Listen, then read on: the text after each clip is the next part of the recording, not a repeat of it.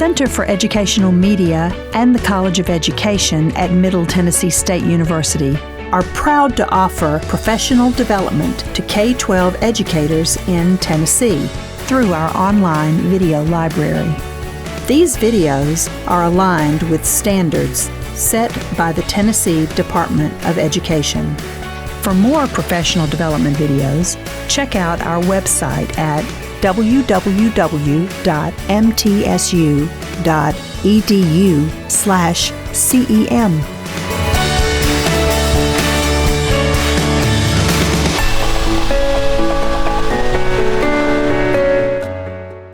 Ms. Jamie Grammer is here with us from the Tennessee Department of Education, and we really appreciate your support and your presence here today. She's going to present today a combination of some content and some updates, some announcements, and then Q&A. And there's not many opportunities that you as counselors get to engage directly with the department.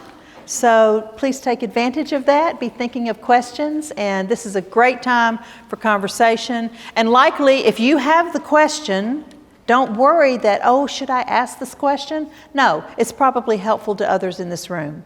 So please do feel free to ask the question, and we'll do that at the end. So, Ms. Jamie Grammer, thank you for being here, and we look forward to hearing what you have to say. All right. Thank you, Dr. Clark. It has been a wonderful day. I have been here the entire day hearing all the presentations, and they've been amazing. I think it is exciting to see the quality of work that is happening across the state. I'll give you just a little bit of background about me before I kind of get into the presentation. As Dr. Clark said, my name is Jamie Grammer. I am the school counseling manager at TDOE. Prior to coming to the department, I spent 10 years as a classroom teacher. I taught 5th grade, 6th grade, and 1 year of 3rd grade, which I honestly dreaded when the new principal that came to the school said, hey, our school went from an intermediate school, which was 5th and 6th, to an elementary school, and he was like, hey, I really need you to do 3rd grade. And I was like, yeah, 4th grade was as young as I did in student teaching. Are you really sure you want me to do 3rd grade? And he's like, yeah, I think you're gonna be great. Honestly, loved that year. Really thought they were gonna be a little too young for me, but I really did love it. And then I moved into a school counseling role at an elementary school, and then for 1 year, and then moved into a high school counseling role. So I was a school counselor for 9.5 years. So I was in K-12 education for 19.5 years before I came to the department, and I'm not far enough removed from that setting to have forgotten what it's like in buildings. And then I also have a daily reminder. My husband is in education. He's a PE teacher. So anytime I get on my high horse or get a little too big for my britches, he brings me right on down to earth and reminds me exactly, what he's going through on a daily basis. But I'm so excited to be with you. I came to the department in January of 21 as a health and well-being consultant. I was doing fine as a school counselor, loved my kids, loved my job, and saw this posting in one of the newsletters, and I was like, well, that's kind of like all the wheelhouse, everything that I love about school counseling and then helping districts and just at a different level. And so took that position, and then after a couple of years, it was a grant-funded position, I transitioned into the AWARE coordinator, so doing a lot of trainings with AWARE districts. And then my boss in March said, hey, coordinated school health we're gonna kind of take over the school counseling role, and you're gonna be the school counseling manager. And okay, absolutely, that's what I want to do. So that's my journey that led me to here. Some of you may be familiar with Dr. Carrie Loudermilk. She was supposed to be with me today. If you have not heard, she is no longer with the department. She is back I don't think she's officially started yet, but she's back in Knox County Schools as an assistant principal. So sad to lose her, but she's excited to be back in a building. She missed people, and I totally get that. So thrilled to be with you today. I'm going to be sharing basically about positive childhood experiences. Now you see this long title, Planting the Seeds to Promote Family-Centered Support and Student Mental Health. We're really going to be talking about positive childhood experiences and how you as the school counselor and a leadership person in your building can really help students with their mental health. So we'll kind of go through this presentation. I have a few updates and things I want to share with you after, and then we'll have time for questions.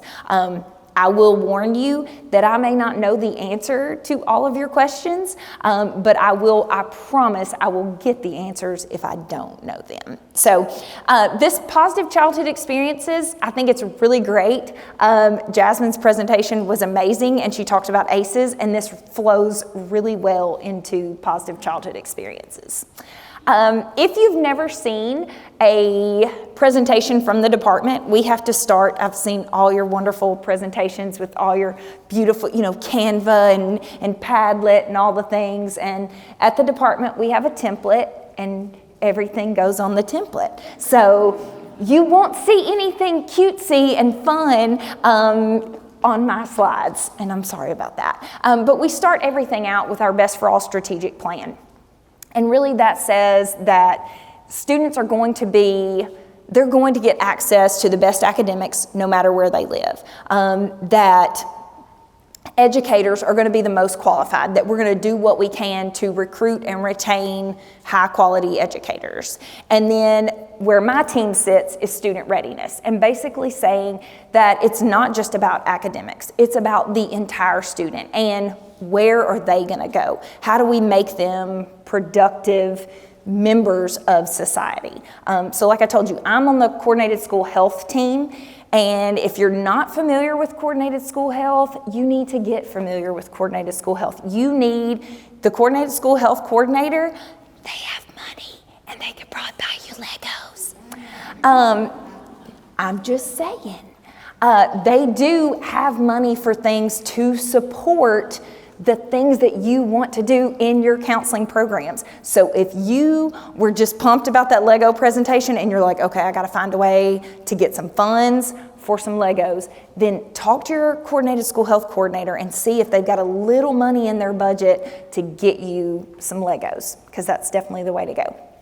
But school counseling, psychological, and social services are one of the 8 components of coordinated school health, so it just made sense for our team to kind of own that school counseling work. So here's what we're going to talk about.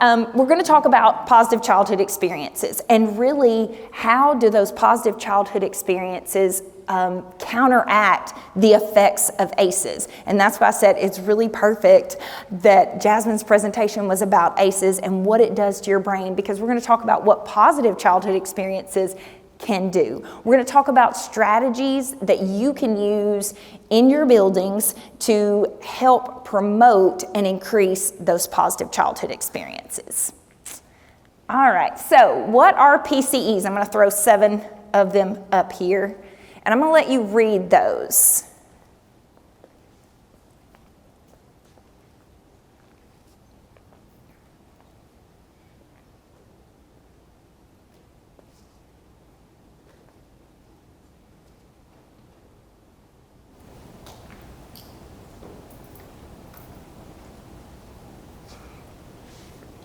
So we talked about ACEs and what ACEs are, those adverse childhood experiences. These are the positive childhood experiences. So the latest study that we have, and if you don't know a ton about research, usually research is a few years behind. So the numbers I have are from the 2021 BRFIS, Behavioral Risk Factor Surveillance System, but BRFIS for short. But they asked, when they gave these questions to Tennesseans, they also asked them these 7 questions, just to get yes or no responses to them. That's all they wanted to know, yes or no. So I was able to talk with my family about my feelings, and this is in childhood, so they're asking adults in a variety of age ranges, yes or no to these questions. I felt that my family stood by me during difficult times. I felt safe and protected by an adult in my home, okay? And I want to stop right there, because those 3 are really about home. They're really about your home life. Where you as school counselors and the rest of the school staff come in, I really think are these bottom 4. I enjoyed participating in community traditions. I felt a sense of belonging in high school. I felt supported by my friends, and I had at least 2 non-parent adults who took a genuine interest in me. And that last one has been brought up already today, about having that support system and having somebody in your building that cares about you, that's outside of your family. So they ask these adults these questions, yes or no questions. And the results were varied, but they thought, okay, if we can give kids positive childhood experiences, they really can counteract some of those adverse childhood experiences. And Jasmine's presentation was phenomenal. We also do, if you've been through Building Strong Brains or 6 Pillars of a Trauma-Informed School through the department, you have probably heard some of that same information. And a lot of times when we hear stuff about ACEs, yes, it helps us understand the brain and it helps us understand things, but then we start thinking, what can I do about that? Like, you can't help that student move out of that poor neighborhood that has gun violence constantly. You probably can't help mom or dad, not get divorced. You're probably not going to be able to help with that. So thinking about things that you can actually do, and that's where positive childhood experiences comes in. And that's where you all come in and can really help build students up. So let's talk about the impact of PCEs. Just like adverse childhood experiences may make you have riskier behaviors and are going to give you more risk factors for poor overall health, positive childhood experiences do quite the opposite.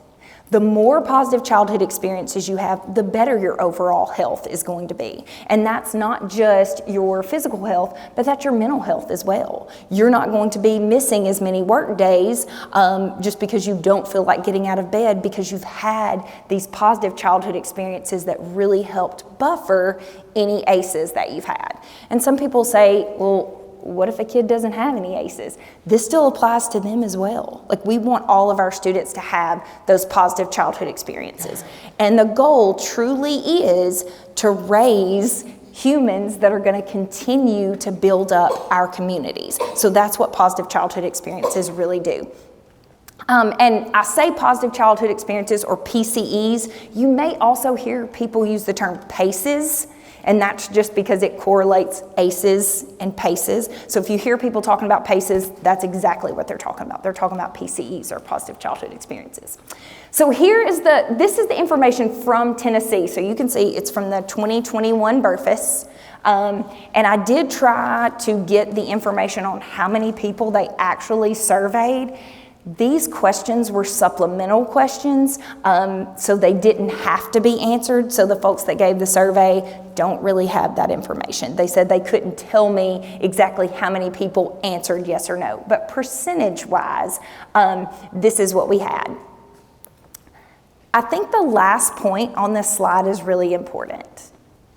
The least common PCE was, I felt a sense of belonging in high school. And I think that's where school counselors and other school staff can really step in. And we can figure out, how do we, not just in high school, but how do we start in elementary school and in middle school and high school? How do we get those kids, the kids that are low on the radar, they don't come to your office. They're not asking for the scholarship application. They're not coming to you with maybe the problems at home, but they're also not participating in any extracurricular activities. How do we get those kids involved in something where they can feel like they are a part of something? Because I think that's where we miss the mark a little bit sometimes. Our athletes, they're involved in multiple sports. Our cheerleaders are out there. Those students that are high academically, they're constantly getting accolades. Even the kids that have the perfect attendance are getting recognized. How do we recognize those kids and get those kids involved that maybe don't fit into those kind of standard pockets of folks? How do we get them and pull them out and figure out how to get them involved? And what we have to do is building blocks. So this pairs perfectly with coming off of Legos. We need to build those relationships. And as counselors, I know you are amazing at building relationships. That is what your job is all about, is building relationships. But how do you make sure that the folks in your building are also doing that as well? We have to think about the environment. Is it a positive environment? We may not be able to do anything about their home environment, but we can make sure that school is a positive environment. We can make sure that when they come to school, they feel welcome and they're excited to be here, that they're not dreading it. Engagement, again, going back to that connectedness. Do they even feel like anybody would notice if they didn't come? And then opportunities, again, having time to really collaborate with each other. I'll go back to the Legos. I love the team building aspect of that. They're getting to communicate, and I love that she said, Allie was talking about how they can't talk. She has them build and they can't talk. And that, whatever they build, it looks like garbage, it's not good, it's terrible, and it's because they didn't communicate, because they didn't collaborate, because they didn't discuss with each other what their ideas were or what their plan was moving forward. But we really want to have that hope, those healthy outcomes from those positive experiences. We talked about this a little bit. More PCEs are going to lead to, again, better overall health. If you have a more positive childhood, that tends to lend itself to less disabilities. Better work opportunities, because like I said, if you're not missing work, you may be able to get that promotion. If you're having better physical health, you're not missing as much work. So you're getting involved in different things. It's just important to remember that we always hear about the negative. How do we bring the positive aspect into that? How do we push into these kids' lives and have those positive experiences that they can take with them forever? Think about your favorite teacher. Just picture that person in your head. When you think about why they were your favorite teacher, does some lesson that they did automatically come to mind? Or does it have to do with the relationship that they had with you? It's the relationship. It's the fact that they knew your parents were going through a divorce and they took extra time with you. Or they knew that you really struggled in a certain subject and they would take 5 or 10 minutes of their lunchtime to go over the lesson with you again. It's because they made that connection. And that's where we can make the biggest gains, by making those connections. So let's talk about, how do you increase PCEs? And again, I'm preaching to the choir here, because you are the ones that are already doing positive childhood experiences. You're already the ones building those relationships, but you're also leaders in your building, and you can get other people on board with this. You can talk to your principal about, hey, here's a couple ideas we might want to try to get students more involved, to get families more involved, to get them kind of on our team. You may have seen this graphic with regard to ACEs. It talks about, abuse and different things that you've suffered. And then at the bottom, it really goes into like environmental factors and natural disasters, how, the pandemic would be one that a lot of students probably struggled with. I think we had some positives come out of the pandemic. Like, I don't remember who said it, but they learned how to use Zoom. We have some positives that came out of that, but I still don't know how long it will take to figure out what detriments our students had by going through the pandemic. I think we're seeing it slowly, but it may be 5 more years before we really know the true effects of the pandemic on our students' learning, on their social, personal skills, on their behavior, on their communication. I don't know about you, but I go to restaurants and I see lots of the tops of people's heads. I don't see their faces, because they're in their devices. And they're there with their family, and I still only see the tops of their heads. because we've become so attached to our screens that we're not building those relationships. We're building them, with our online community instead of the people that are right here in front of our face. But these are just some things, connection to your culture and community, and that's been talked about today. Celebrating differences that your kids have. And you may be in a building where there's not maybe a lot of cultural diversity, but making sure you're making that, a part of it. What makes us different and special, and then also celebrating those things that make us alike, whether it's, the fact that these 3 people have a dog, or, these 3 people went on vacation to this place, but figuring out what you have in common and celebrating those differences as well.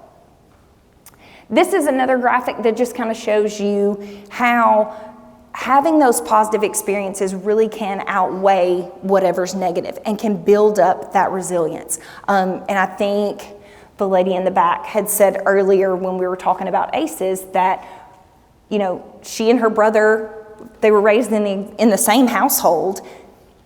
She came out one way and had one set of experiences through school. He had a totally different set of experiences through school. She was the nurturer and take care of, and he exhibited those behaviors that we sometimes see with our students. And I think that's something we need to remember. I was guilty of that as a classroom teacher and as a counselor. I would compare siblings. Like, I do not understand. Like, this kid right here, he's got his act together. He's rocking and rolling. He's doing all the things. He lives in the same house as this kid, and this kid is in my office all the time, or he's in the principal's office all the time, or he's roaming the halls all the time, or we're calling the SRO all the time. And so I say that because I was that person that compared, but remember that trauma affects people differently.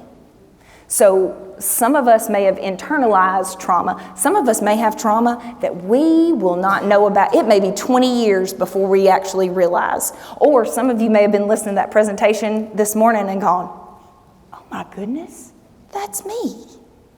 Because it happens in different ways, and we deal with it in different ways, but we really want to make sure our kids are resilient. And if we build them up with those positive interactions, that's easier for them to have that resilience. So again, thinking about ways to increase PCEs. Teaching self-regulation skills, I think that is huge. Teaching kids how to build relationships, how to communicate, how to regulate on their own.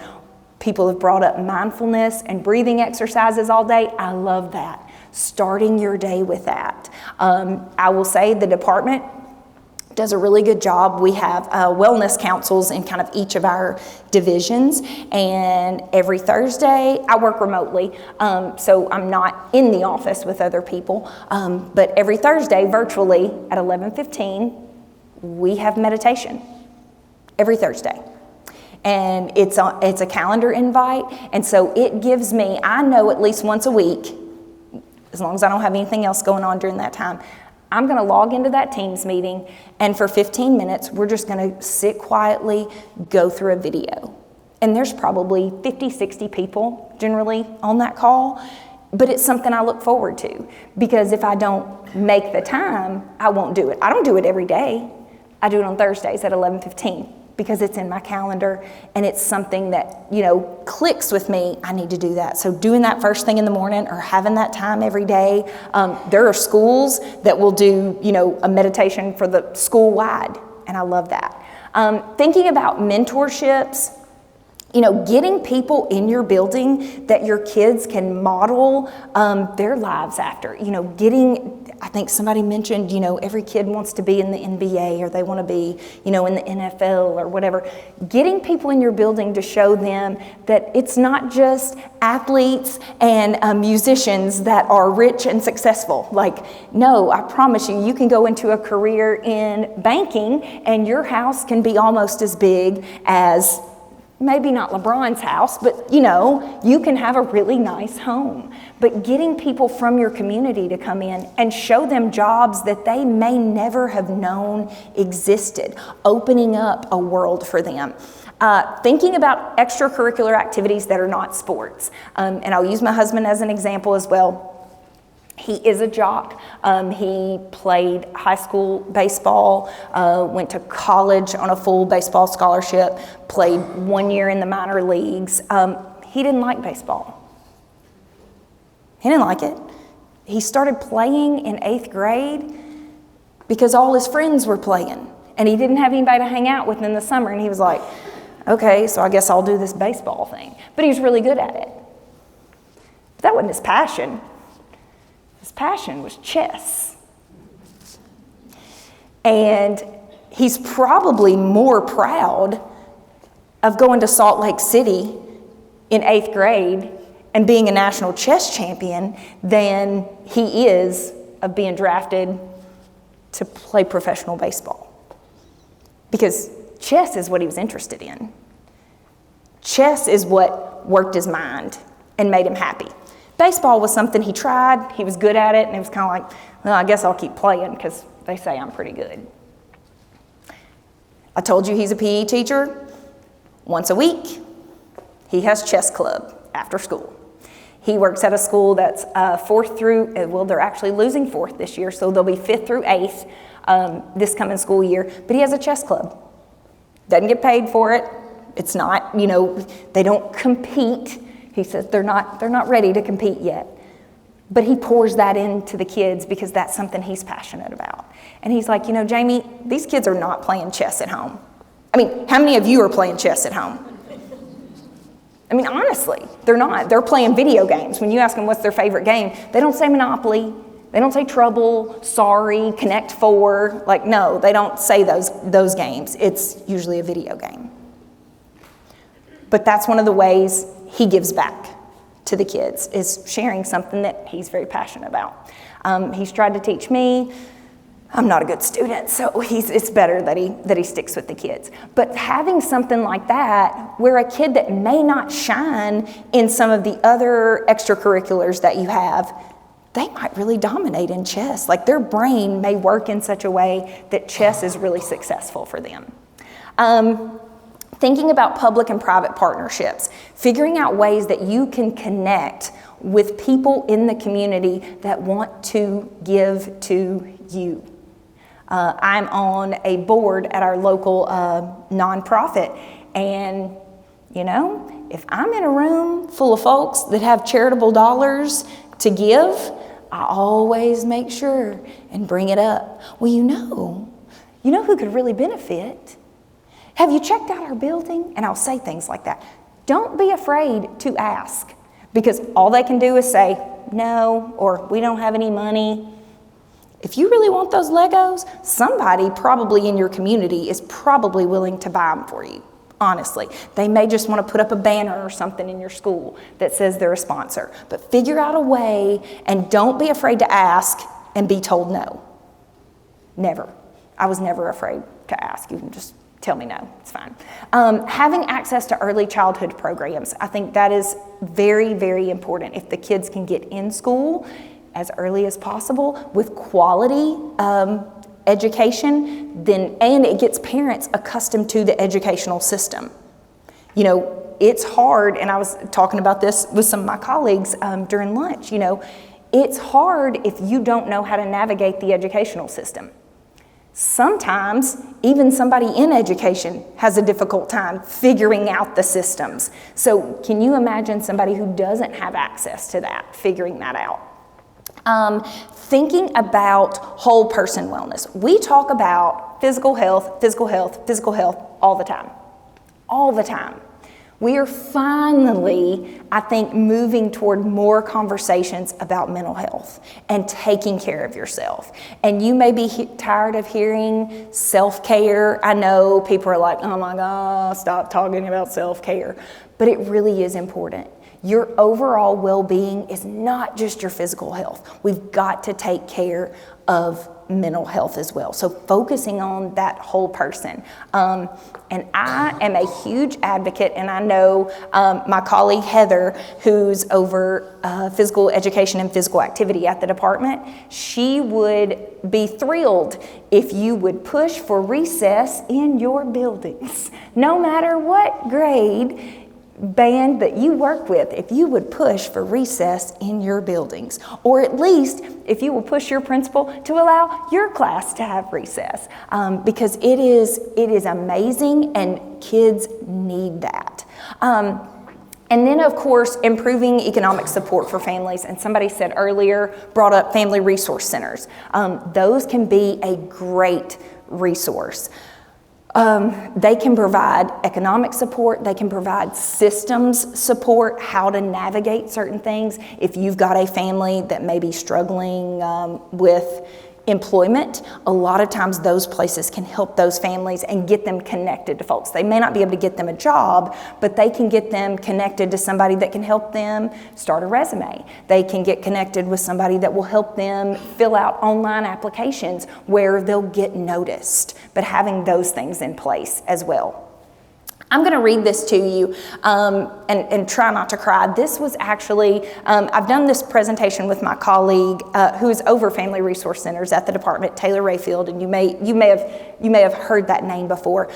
He's phenomenal, and he has done so much work with Family Resource Centers. But this was a quote that one of his Family Resource Centers received from one of their parents. All 4 of my children have attended Oak Ridge schools since their kindergarten year. I'm beyond grateful for Miss Bruce and her colleagues. As a single mother who has no biological family in the state of Tennessee other than my children, the struggle becomes unbearable. The monetary support I've received has been a godsend in my times of desperation, and I'm beyond grateful that there's a program to help support struggling parents as myself. More than the monetary support, I would like to share that the mental and emotional support is not anything money can buy. There are genuine people with genuine hearts, genuine intentions who genuinely care. So much of my faith and hope has been restored by knowing that I have support outside my household to lean into in our time of need. Thank you all to those that make, support, and advocate for this program. So again, that's what we want to be for families. Yes, we may not be able to provide everything that they need, but we need to be a place where they can come and feel like we are helping them. And I just love that, and I think that those kids will be successful just through those types of programs. So school-wide strategies to help kind of foster that. Evaluating your relationships with families. Trust and two-way communication. And we'll talk about communication a little more in depth. There's a complete slide on it. But two-way communication, meaning you don't just send out an email and never follow up or never get responses. That's one-way communication. You want two-way communication. And you want parents and students to know that they're being heard. You've got those mailboxes, and if a kid puts something in there, just like Jasmine, I think you said it, a kid came up to you like, I put something in there like 4 weeks ago and you haven't gotten to me. Okay, I'm gonna get to you, I promise. I've just got a whole host of folks coming. It doesn't have to be immediate that you get back to them, but just letting them know that you heard what they said. You're listening to what they said. So having that important and positive two-way communication going both ways. And then celebrate families and their role. I think a lot of times it is easy maybe for us to, I'll use the word criticize, but I don't really mean criticize, but I think that's the best word I can come up with now, but maybe criticize or downplay the roles that some families have. And the fact is, some families don't know what they don't know. And it is easy for us who are very familiar with systems and know what to do and know A, B, C, and have no issues getting our children's vaccines and have no issues gathering our school supplies and, have no issues getting our kids to school on time. It's easy for us to say, well, I guess they just don't care about their kids. But they may not know.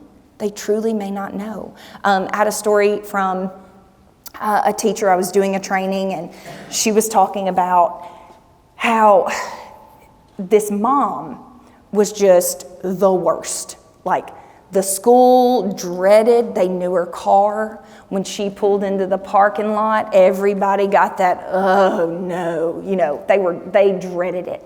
The secretary was the front line, and she dreaded that mom coming in. The assistant principal knew they were going to have to deal with it. The principal knew they were going to have to deal with it. The counselor knew she was going to be called at some point. And it was just kind of the first few months. And her kids, this is what the lady said. She was like, and she was the counselor. She said, the kids weren't a problem. Like, we didn't have, the kids were not an issue. We were not calling this lady and saying, hey, come get your kid, or hey, your kid's suspended. Like, she's like, we weren't doing that. That mom was up there at least once a week, ranting and raving about something. And finally, the counselor said, she was ranting and raving about something in the office, and the counselor said, hey, do you want to come to my office? And the lady was like, fine, whatever. So she goes to the counselor's office. And the counselor says, you know, you're clearly involved in your children's lives. You come up to the school, you let us know what we're doing right, but mostly wrong. You know, we're here to support your kids. We're here to help you. We want to do what's best for your kids, but we feel like you're kind of always mad at us for something. And she said, well, I'm just going to be here for my kids. I'm going to be here for my kids. And she was like, well, yeah, of course, we want you here, and, you know, we want you to be involved. And she said, but why do you think you need to come up here and, like, yell at people for us to hear you? And she said, well, nobody ever came to help me. That's all it was. She didn't have parents or a support system that came to school and fought for her. So when she was getting bullied as a kid, or when she was being mistreated, or something was going on when she was in school, nobody came. She wasn't going to let that happen to her kids. But she didn't know the proper way to handle it. She didn't realize that it was a partnership. She didn't realize that the school wanted to be on a team with her to support her kids.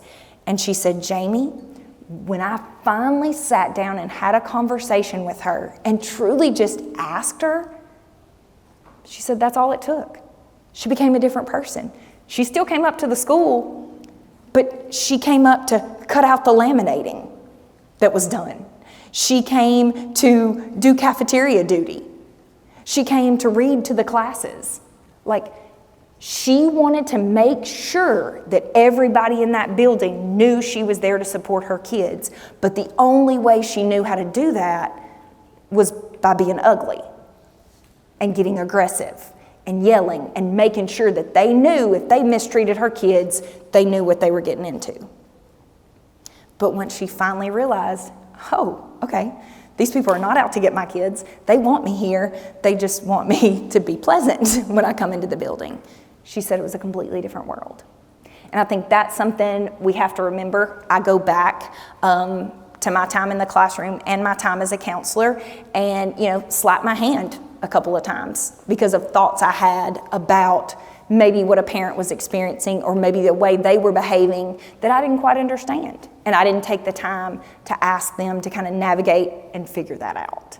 So think about that. If you've got that parent that you can't ever seem to please, maybe try having that conversation with them. I'll bring up an example, my own example. I had a lady and we really couldn't do anything right for her kiddo. Her kiddo was sweet, but we couldn't do anything right. And I was talking to her one day and trying to explain something to her.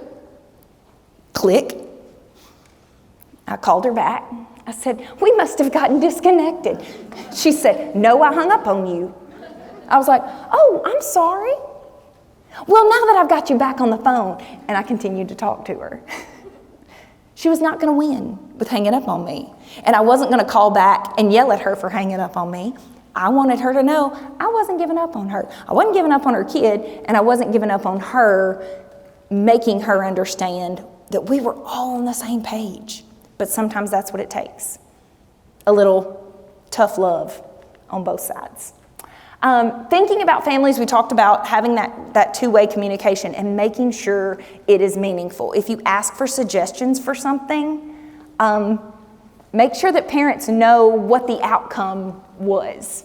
If you talk about, oh, we don't know if we want to do this or this or this, let them know, and you ask for opinions on that, let them know what you've decided. How many of you, well, don't raise your hands.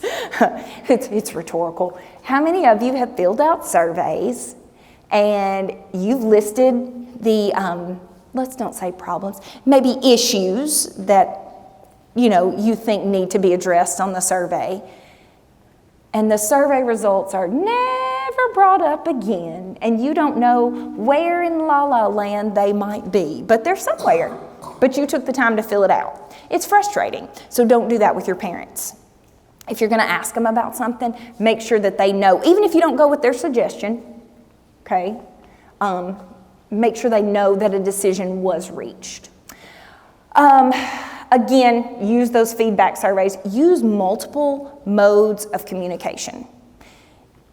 If you know the majority of your parents don't have email, then you're going to have to do something besides email. Still do email, absolutely, but maybe all your parents are on social media, and maybe that's the best way for you to get your message across. So if you've got to set up a Facebook or, X, is that what it's called? Twitter is not Twitter, it's X. I don't tweet, so I don't know.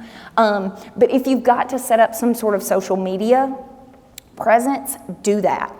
Maybe texting is the way to go. And you can text from your email. There is a way that you can text from your email. So if you've got a parent that never responds to email and maybe they can't take a phone call in the middle of their workday, you can text them from your email, and you can type out everything you need to say. They won't have your personal information. They'll have your work email, and when they respond to you, it'll come back through your email.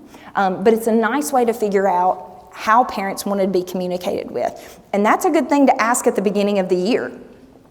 When you're talking to parents, meeting with parents, maybe having that first day of school or open house or something like that, let them, check a box. This is how I prefer to be communicated with. Because if you email them and they never respond, then maybe texting is the way. Or maybe social media is the best way. Or maybe they're old school like me and they would really like to get a newsletter like physically in their hands. And people are moving so far away from paper that it bothers my old soul heart, because I like to have things in my hand to hold. But maybe you need a few printed copies of things for the people like me that really just want to physically hold it. But figure out how are you going to communicate with parents, and how do they want to be communicated with? Make sure it's consistent. If you say, hey, every Friday we're going to do a newsletter, well, every Friday you need to do a newsletter. Or communicate that, hey, this is a holiday, so we won't be doing a newsletter this Friday. But keep it where it's consistent. And don't box yourself in to every Friday. Maybe you just need a monthly newsletter. And you don't necessarily have to say the day of the week that it's going out. That way, when you get super busy and you forget all about it, then you haven't disappointed anybody. And make sure they have that opportunity, again, to give feedback so that they can communicate with you. So some school-wide strategies, and we've talked about systems of support throughout the day. Integrate protective factors into everything. Make sure that your students can feel, of course we want them to feel physically safe when they come into the classroom, but make sure they feel academically safe as well. Make sure that they know it's okay to say a wrong answer.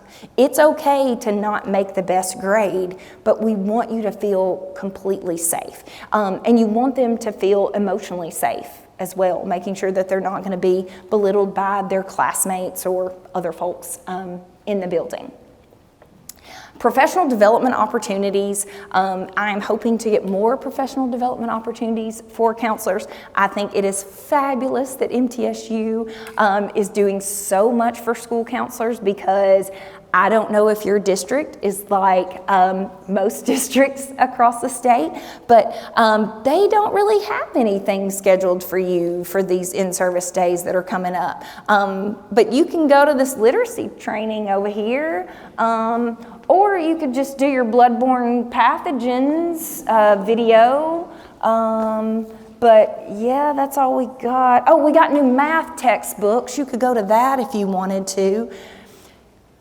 We want you to have, counselors need to have those professional development opportunities, and your staff needs to have those professional development opportunities. I don't remember which speaker said that, but don't be afraid to go to your principal and tell them that at the next faculty meeting, you'd like 10 or 15 minutes to talk about some strategies that teachers could use.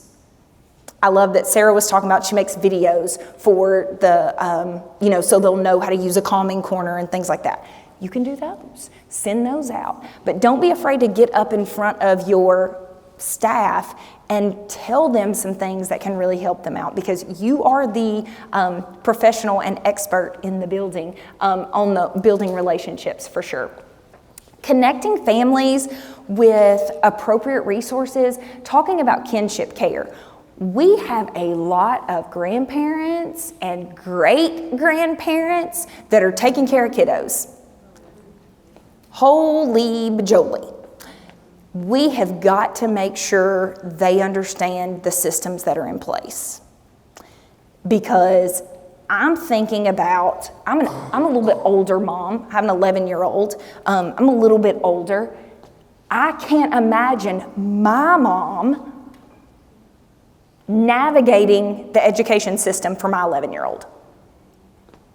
And she's still spry and she's still doing all the things, but I can't imagine. She'd be like, FAFSA? What? I did that. Well, no. Jamie, I haven't done that in 25 years or what. I mean, just things that they have not done. Talking about vaccines and things like, getting your immunizations, getting your school supplies, doing all of those things, showing them how to navigate all those systems, all the different things that y'all do, all the different ways of communication. If you've got an 80-year-old grandmother or great-grandmother, they may not have email. So you really might have to send that home on paper for them to be able to get any information. But just thinking about those families that may need that help. Or if you've got families that maybe kiddos moved from somewhere, maybe a tragedy happened in another state and they're moving in with these families. How do you, get them connected to resources? Okay. And then again, promote mental health for the entire family unit. Do those things that are going to bring families into the building. I know some of that is still a little bit taboo. We've got some districts that are still not really letting families quite come back in the building, at least like it was pre-COVID. But getting your families involved, even if it's not getting them in the building, you can have a Zoom family night. Figure things out, do little things. Again, we talked about helping families know how systems work. Again, letting them know, thinking about all the acronyms in education. It's hard for me to keep up with all the acronyms we have in place. So making sure, I know that was something that was always said when you're at an IEP meeting, making sure that you've got parents that understand the words and phrases that you're using, the acronyms you're using. That goes for everybody. Making sure they know what those things mean. And that they don't have to ask, because some parents are already intimidated coming into the building.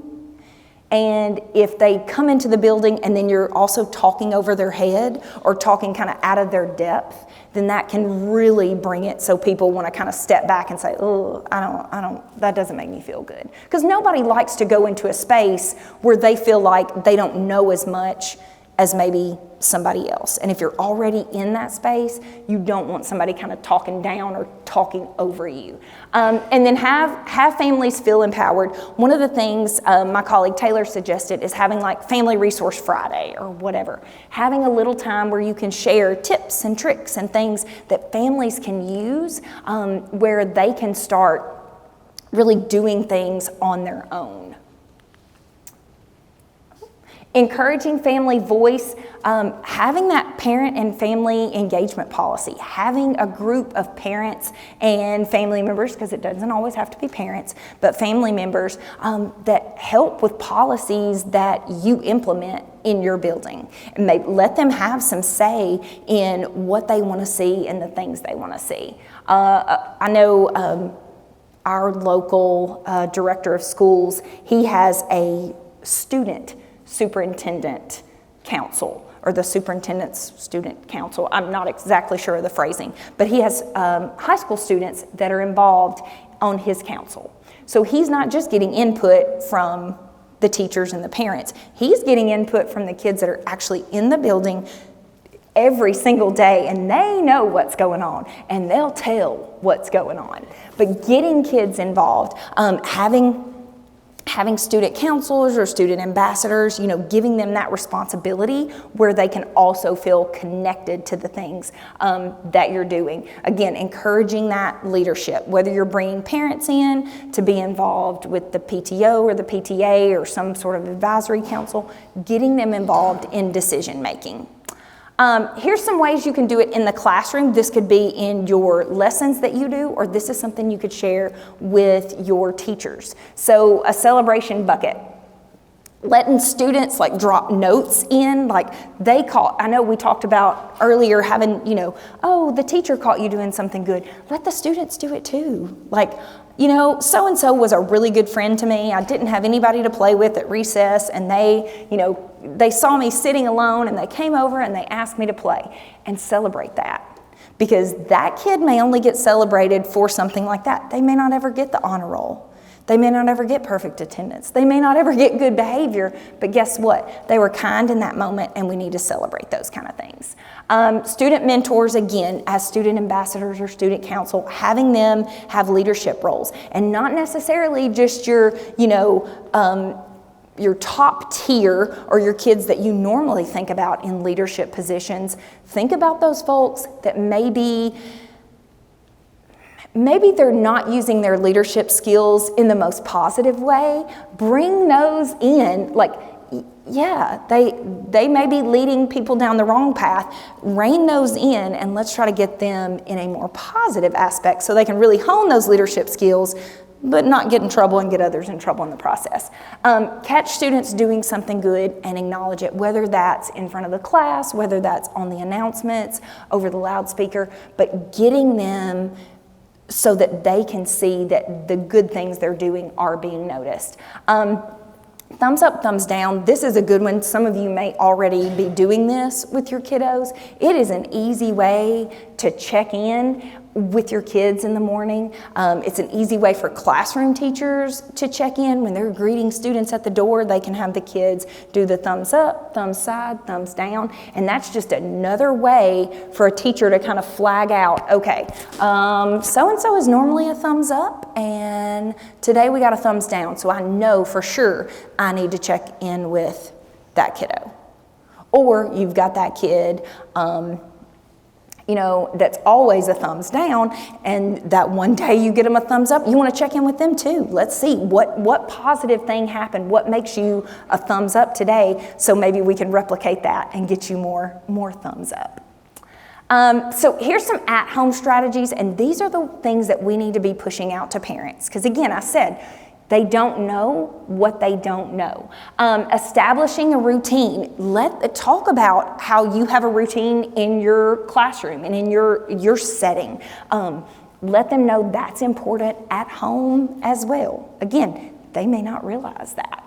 Model and encourage that skill building. Let the families come in, and when you have a PTO meeting, start that PTO meeting with a mindfulness exercise.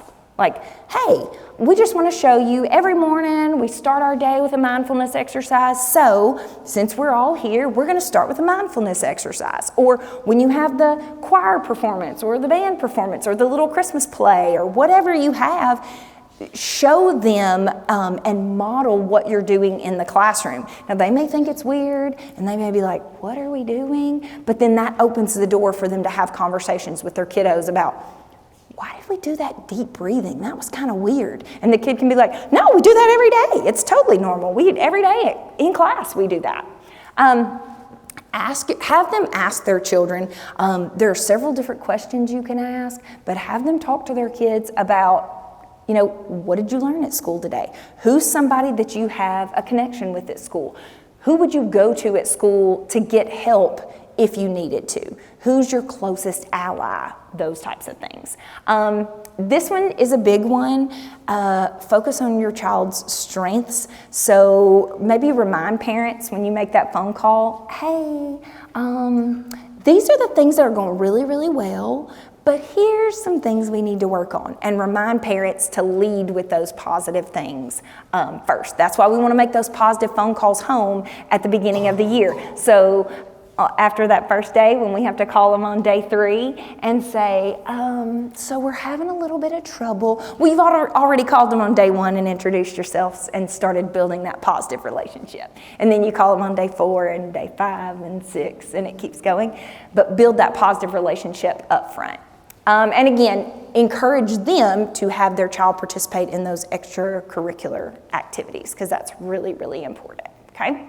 So thinking about kind of all the stuff that we've talked about, classroom strategies, at-home strategies, school-wide strategies, I hope that you can at least come away with one thing that either you can do or that you can share with someone in your building. So if you've got a teacher that comes to you and says, look, I can't connect with this kid, I can't connect with this family, you can say, have you tried XYZ?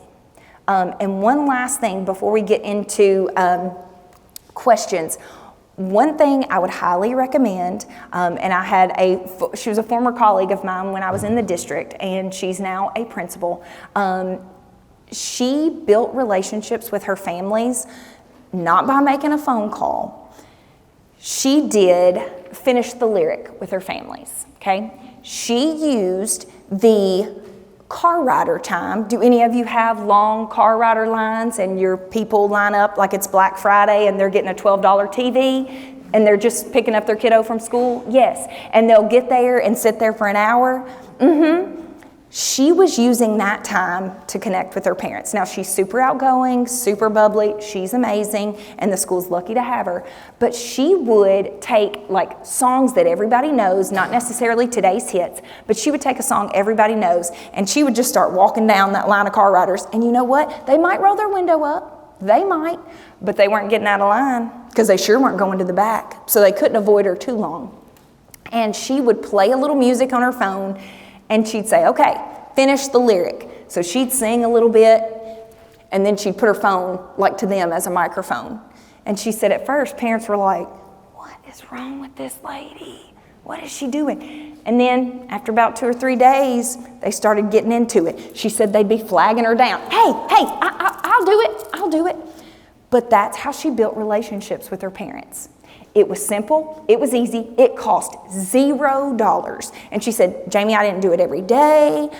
She said, I would try to do it once a week, but that is an easy way for you to build relationships. Even if you're not comfortable with finish the lyric, just walk down through the car rider line.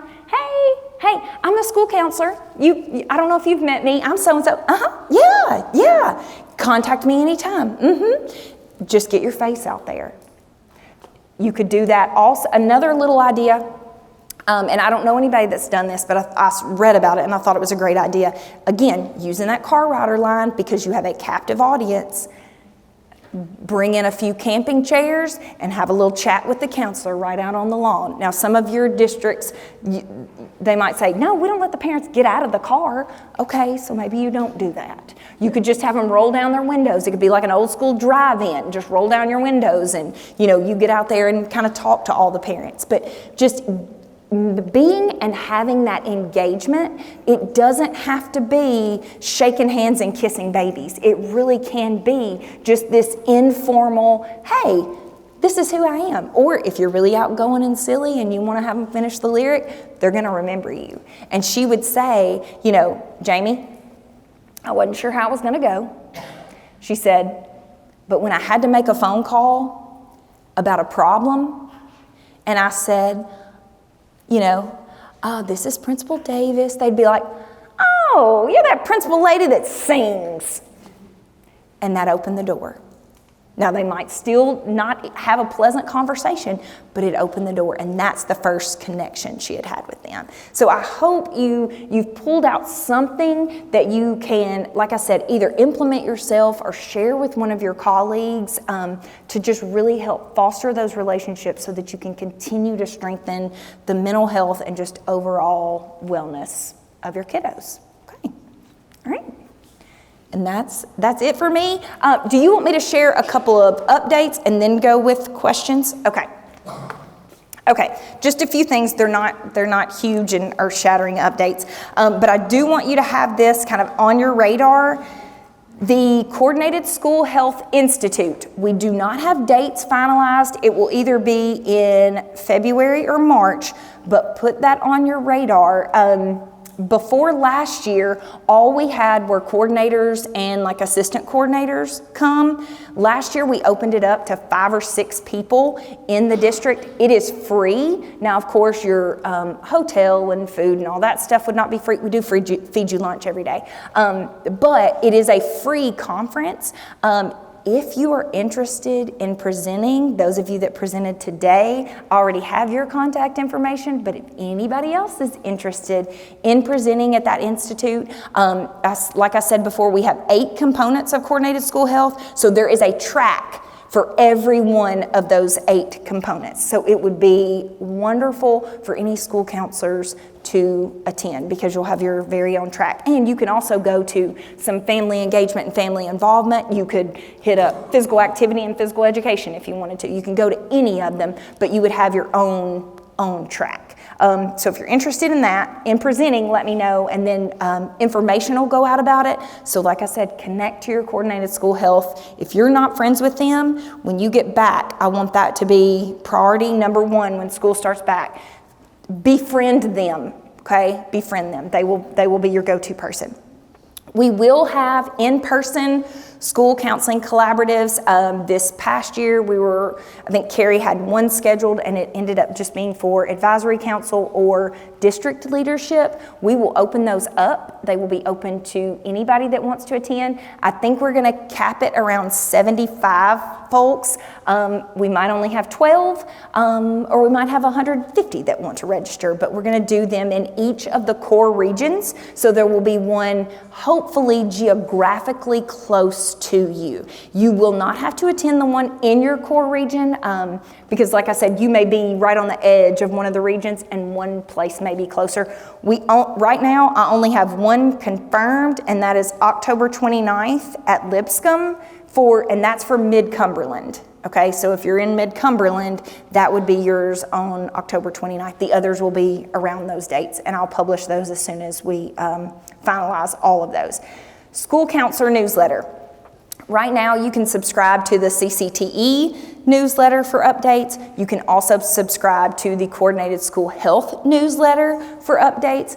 But school counselors, we are bringing back the School Counselor Connection, so you will have your own newsletter just for you. And we're super excited about that. I'm determined for it not to be 75 pages because I know no one has time to read 75 pages. So it will hopefully be concise information that you can use, resources, PDs, and I want you to share the work that you're doing. I want to highlight the things that you're doing. So you can send me pictures and all the things to really highlight those.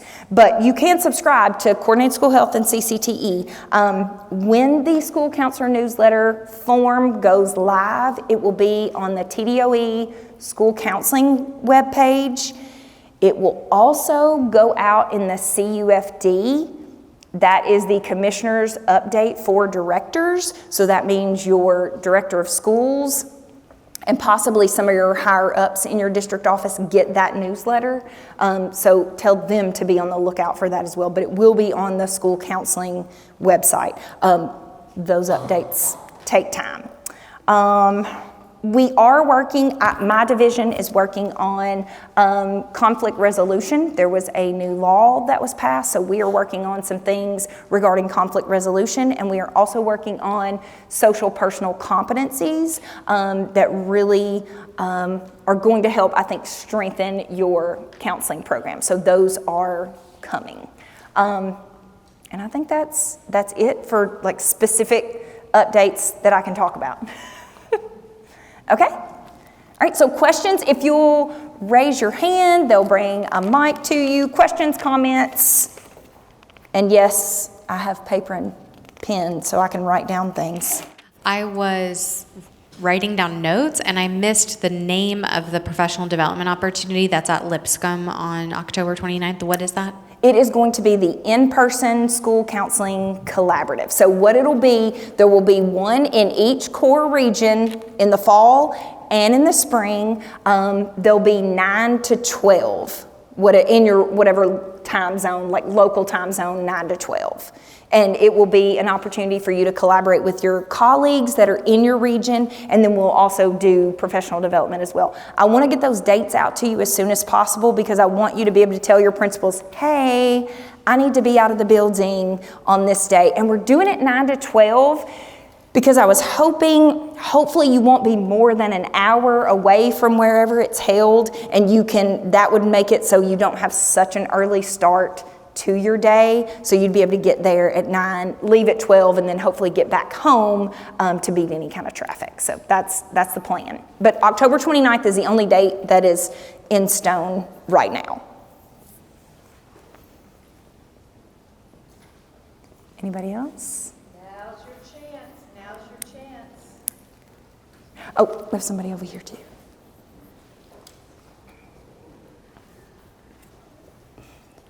The school counselor advisory committees that were in place, will those continue, like meeting monthly and?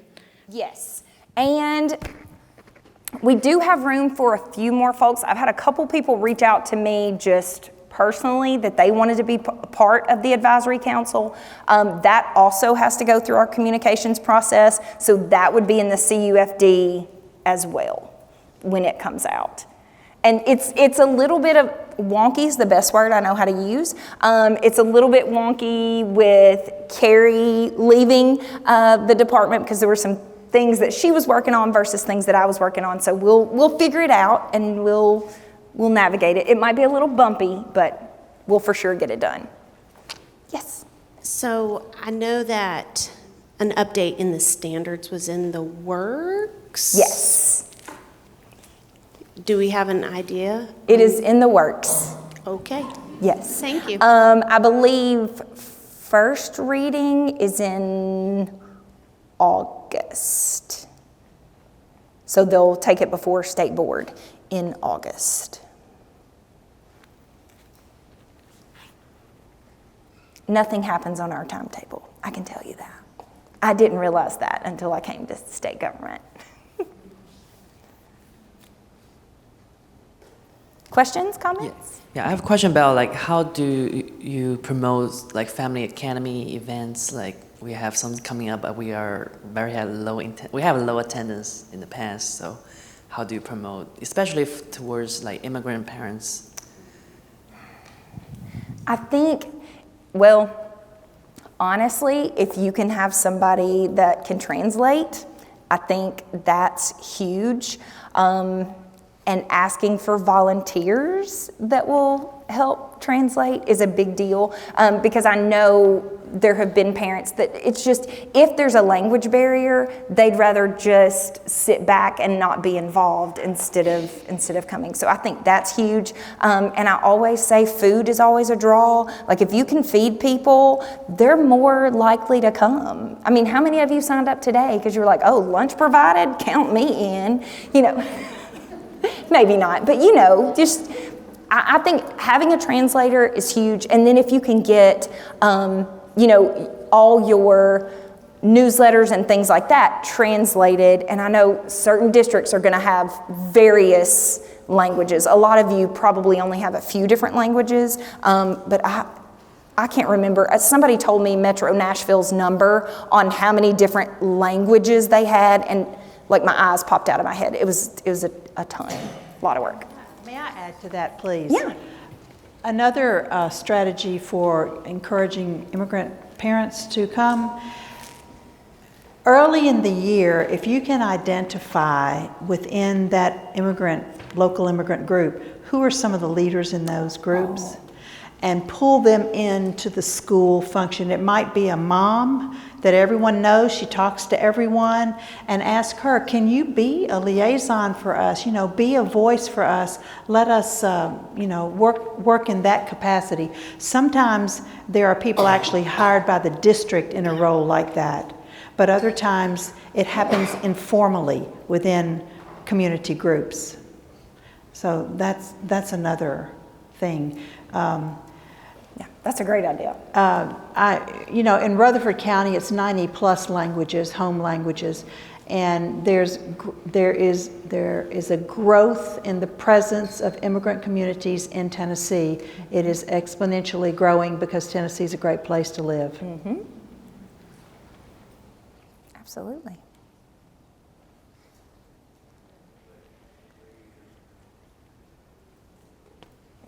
I'm from a small county, and one way that we help our immigrant parents be more involved is we have family nights. We try to have a family night for family engagement once a month, and it's sponsored by a different grade level, or sometimes we combine grade levels, 4th and 5th. We'll do a career night, we'll have a reading night, we'll have a pumpkin night where we decorate pumpkins, and that's when we go over our Title I and all that stuff.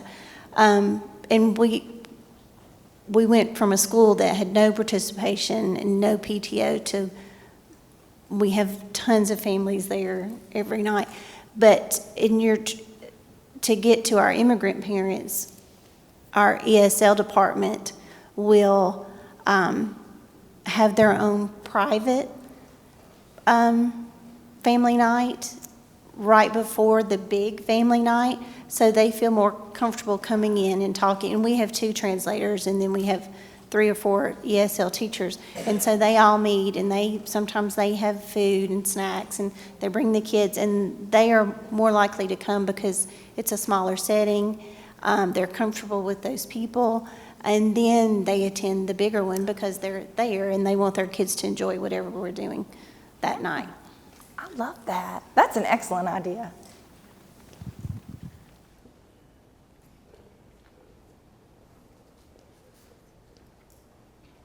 All right. One other thing that we did when we had an ESL night like that was we had some of the faculty members volunteer to put on their professionalism, volunteer to do childcare, like run games or something in the gym, monitor watching a movie, something like that, because we knew that a lot of those parents had younger children at home, or even the school-age children that couldn't be left at home.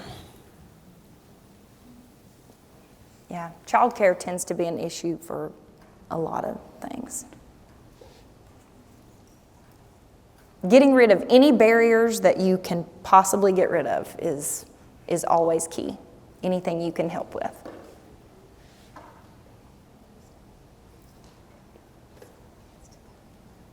Anybody else? Okay, my contact information is up here. My first name is spelled weird. My last name is spelled wrong. So, it's right up there. Like, it's correct in quotes. That is how it is actually spelled, but I always tell people, my first name is spelled weird, thanks Mom. My last name is spelled wrong, thanks to my husband. So email me. If it bounces back, you've either spelled Jamie or Grammer or both wrong. It happens all the time. Probably when you type in my email, it's going to be like squiggly line. No, that's not right. So please contact me, and if I don't know the answer to your question, I promise you I will find it.